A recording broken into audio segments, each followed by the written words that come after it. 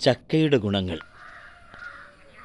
ആപ്പിളിലും മുന്തിരിയിലും എന്തിനേറെ മാമ്പഴത്തിൽ പോലും മായം ചേർന്നിരിക്കുന്ന ഈ കാലത്ത് ഒട്ടും മായം ചേരാത്ത ഒന്നാണ് ചക്ക.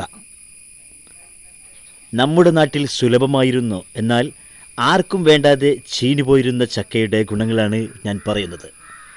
വൈറ്റമിൻ എയുടെയും വൈറ്റമിൻ സിയുടെയും കലവറയാണ് ചക്ക.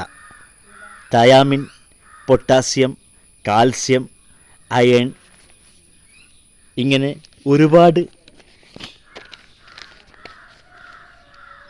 സിങ്ക് തുടങ്ങിയ ധാരാളം ധാതുക്കൾ അടങ്ങിയിട്ടുണ്ട്. ധാരാളം നാരുകൾ അടങ്ങിയിട്ടുണ്ട്.